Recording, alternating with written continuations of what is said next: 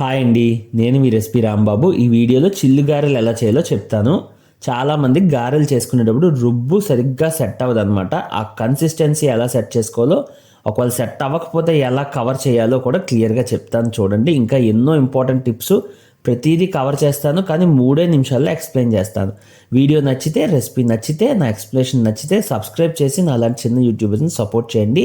ఈ గారెల్ని మీరు బ్రేక్ఫాస్ట్ కింద తినచ్చు, నైవేద్యం కింద పెట్టచ్చు, లేదా మీరు ఒకేషన్కి పండగకి కూడా చేసుకోవచ్చు. చాలా టేస్టీగా క్రిస్పీగా ఉంటాయి. లేట్ చేయకుండా వీడియోలోకి వెళ్ళిపోదాం. ముందుగా అయితే ఒక పావు కప్పు నిండా ఇలాగా మనం మినప్పప్పు తీసుకొని దాన్ని బాగా కడగాలి. కడగడం అంటే ఒకసారి కాదు, 3 సార్లు ఇక్కడ నేను చూపిస్తున్న విధానం రిపీట్ చేస్తూ కడగాలి. వాటర్ వేసి ఇలా మిక్స్ చేస్తూ కడిగిన తర్వాత వంపేసి ఇంకో 2 సార్లు కడుక్కోండి. ఇలా కడిగిన తర్వాత ఇప్పుడు మీరు తీసుకున్న బౌల్ కానీ లేదా గిన్నె కానీ నిండేలాగా ఫుల్గా వాటర్ వేసేసి ఒక 4 గంటలు దాన్ని నానబెట్టండి. కనీసం 4 గంటలు నానబెట్టండి. 6 గంటల దాకా మ్యాక్సిమం నానబెట్టుకుంటే చాలు. ఈ 4-6 మధ్య నానబెడితే ఇలా మనకు మినప్పప్పు రుబ్బుకోవడానికి రెడీగా అయిపోతుంది. ఇప్పుడు నేను పావు గ్లాసే కాబట్టి మిక్సీ తీసుకున్నాను. మీరు గ్రైండర్ అయినా తీసుకోండి క్వాంటిటీ బట్టి. ఈ మినప్పప్పు అంతా వేసి పావు గ్లాసుకి గాను 3 టేబుల్ స్పూన్స్ దాకా నీళ్లు పడతాయి. కొంచెం కొంచెంగా ఒక్కొక్క ట్రిప్పుగా ఆ నీళ్ళు వేసుకొని గ్రైండ్ చేస్తే ఈ కన్సిస్టెన్సీ వస్తుంది. ఎక్కువ వాటర్ వేసేయకండి.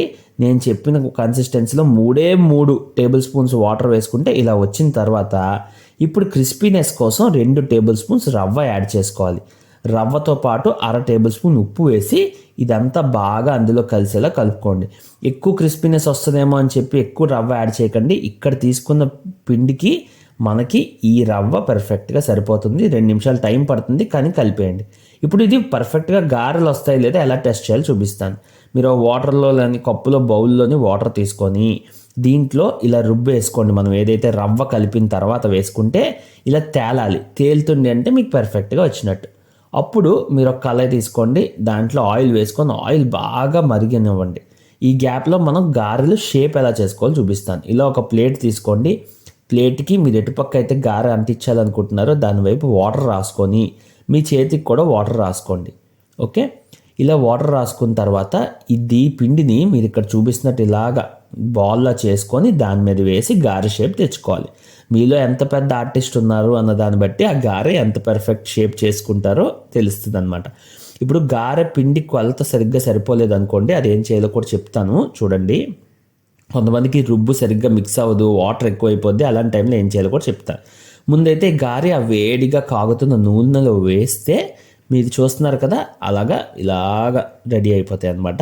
ఇక్కడ టిప్ చెప్తాను. మీకు ఒకవేళ పిండి సరిగ్గా సెట్ అవ్వలేదు అంటే దాంట్లో గోధుమ పిండి వేసుకోండి. ఒక 2-3 టేబుల్ స్పూన్స్ మీకు వాటరీగా వచ్చేస్తాయి. ఓకేనా, అప్పుడు మీకు పర్ఫెక్ట్గా వస్తుంది. ఏదైనా సరే వేసే ముందు ఇందాక నేను చూపించిన టెస్ట్ చేసుకోండి. మీకు తేలాలి. పిండి తేలుతుందంటేనే గారెలు ఇలాగ నూనెలో తేలి వస్తాయి. నేను చూపించినట్టు ఒక్కొక్క గారె వేయండి. ఈ బ్రౌన్ కలర్ వచ్చే వరకు చూసి తీసేయండి. ఇక్కడి నుంచి మీ అందరికీ ప్రాసెస్ తెలిసిందే కదా. వీడియో ఎలా అనిపించింది, ఎక్స్ప్లెనేషన్ ఎలా అనిపించింది, నచ్చిందా లేదా కామెంట్ చేయండి. నచ్చకపోతే ఎందుకు నచ్చలేదో కూడా చెప్పండి. నేను నెక్స్ట్ వీడియోస్లో ఇంప్రూవ్ చేసుకుంటా. ఇంకా చాలా మంచి రెసిపీస్ తెస్తా. వీడియో చూసినందుకు థ్యాంక్ యూ సో మచ్.